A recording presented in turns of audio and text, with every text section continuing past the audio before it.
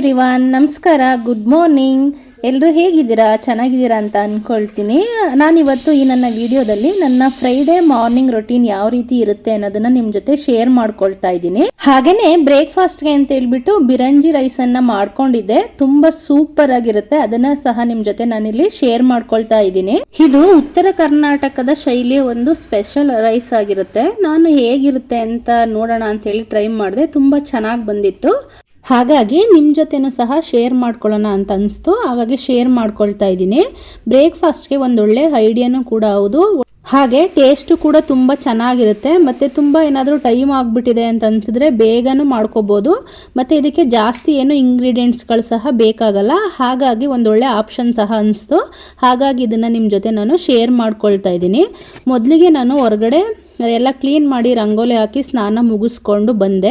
ಅದಾದ ನಂತರ ಇಲ್ಲಿ ಫಸ್ಟು 1.5 ಲೋಟ ಅಕ್ಕಿಯನ್ನು ನೆನೆಸ್ಬಿಡೋಣ. ಅದಾದ ನಂತರ ಇಲ್ಲಿ ಪೂಜೆ ಮಾಡ್ಕೊಳ್ಳೋಣ ಸ್ಟವ್ ಹತ್ರ ಅಂತ ಹೇಳ್ಬಿಟ್ಟು ಮಾಡ್ಕೊಳ್ತಾ ಇದ್ದೀನಿ. ಅಷ್ಟರಲ್ಲಿ ಅದು ಸಹ ನೆನೆಯುತ್ತಲ್ವ. ಹಾಗಾಗಿ ಇವತ್ತು ಫಸ್ಟೇನೆ ನಾನು ದೇವ್ರ ಪೂಜೆ ಎಲ್ಲ ಏನೂ ಮಾಡ್ಕೊಂಡಿಲ್ಲ. ಫಸ್ಟ್ ಇಲ್ಲಿ ಅಡುಗೆ ಮನೆ ಹತ್ರ ಮಾತ್ರನೇ ದೀಪ ಹಚ್ಕೊಳ್ತಾ ಇದ್ದೀನಿ.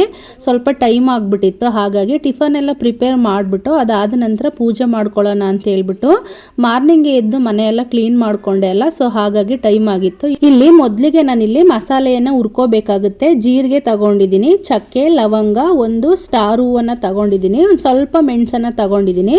ಹಾಗೆ ಇಲ್ಲಿ 1-2 ಸ್ಪೂನ್ ಅಷ್ಟು ನಾನು ಧನಿಯಾವನ್ನು ಸಹ ತಗೊಂಡಿದ್ದೀನಿ. ಇದಿಷ್ಟನ್ನು ನಾವು ಸಪ್ರೇಟಾಗಿ ಡ್ರೈ ಆಗಿ ರೋಸ್ಟ್ ಮಾಡ್ಕೋಬೇಕಾಗುತ್ತೆ. ನಂತರ ಒಗ್ಗರಣೆಗೆ ಅಂತೇಳಿ ಈರುಳ್ಳಿ, ಹಸಿಮೆಣಸಿನಕಾಯಿ, ಸ್ವಲ್ಪ ಬೆಳ್ಳುಳ್ಳಿ ಒಂದು ತಗೊಂಡಿದ್ದೀನಿ. ಹಾಗೆಯೇ ಕರಿಬೇವಿನ ಸೊಪ್ಪು, ಕೊತ್ತಂಬರಿ ಸೊಪ್ಪು, ಹಾಗೆಯೇ ಒಂದು ಮುಷ್ಟಿಯಷ್ಟು ನಾನಿಲ್ಲಿ ಗೋಡಂಬಿಯನ್ನು ತಗೊಂಡಿದ್ದೀನಿ.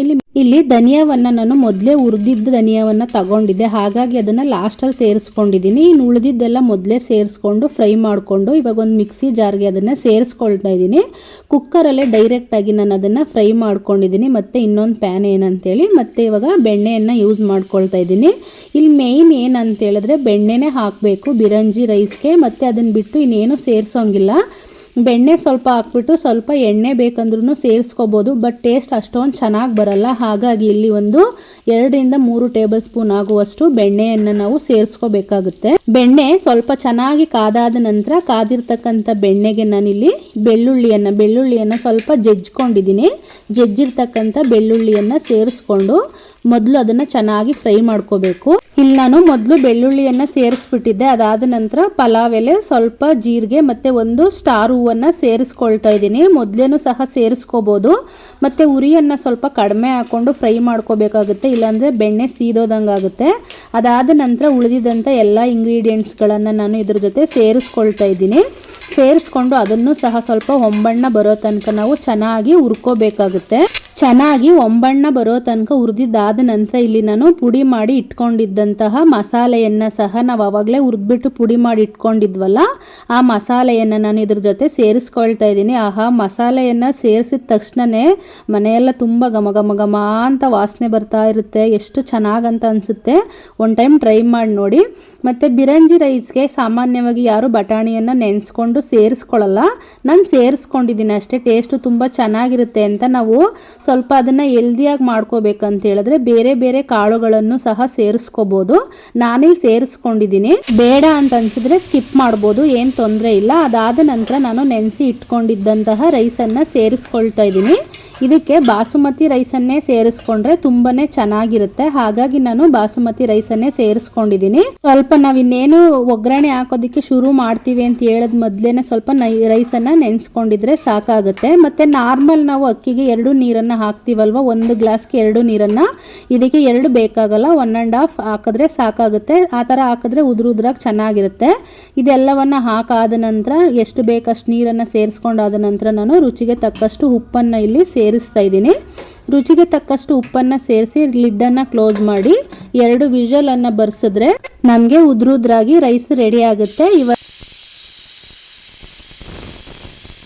ಕುಕ್ಕರ್ ವಿಷಲ್ ತಣ್ಣಗಾಕೋ ಅಷ್ಟರಲ್ಲಿ ನಾನು ಮಾರ್ನಿಂಗ್ ಪೂಜೆಯನ್ನು ಮಾಡ್ಕೊಂಡಿರಲಿಲ್ಲ ಅಲ್ಲ, ಹಾಗಾಗಿ ಪೂಜೆಯನ್ನು ಮಾಡಿಬಿಡೋಣ ಅಂತ ಹೇಳ್ಬಿಟ್ಟು ಹೋಗ್ತಾ ಇದ್ದೀನಿ. ಇದು ನಮ್ಮ ಗಿಡದಲ್ಲೇ ಸಿಕ್ಕಿದ್ದಂಥ ಹೂಗಳು ಚೆನ್ನಾಗಿತ್ತಲ್ಲ, ಸೊ ಹಾಗಾಗಿ ಇವತ್ತು ಅದನ್ನೇ ದೇವ್ರಿಗೆ ಮುಡಿಸ್ಬಿಟ್ಟು ಪೂಜೆ ಮಾಡೋಣ ಅಂತ ಹೇಳ್ಬಿಟ್ಟು ತಗೊಂಡು ಹೋಗ್ತಾ ಇದ್ದೀನಿ. ಫ್ರೆಶ್ ಆಗಿ ತುಂಬಾ ಚೆನ್ನಾಗಿತ್ತು. ಹಳ್ಳಿಗಳ ಕಡೆ ಎಲ್ಲ ಈ ರೀತಿ ಹೂಗಳೆಲ್ಲ ಸಿಗದಿರುವಂಥ ಟೈಮಲ್ಲಿ ಗಿಡದಲ್ಲಿ ಏನು ಸಿಗುತ್ತೋ ಅದೇ ಹೂಗಳನ್ನೇ ಹಾಕ್ಬಿಟ್ಟು ಪೂಜೆ ಮಾಡ್ತಾರಲ್ಲ, ಅದು ಒಂಥರ ನೋಡೋದಕ್ಕೆ ತುಂಬಾ ಚೆನ್ನಾಗಿರುತ್ತೆ. ಸೊ ಹಾಗಾಗಿ ಇವತ್ತು ನಾನು ಬೇರೆ ಯಾವುದೇ ಹೂಗಳನ್ನು ಸಹ ಮುಡ್ಸೋಕೆ ಹೋಗಿಲ್ಲ.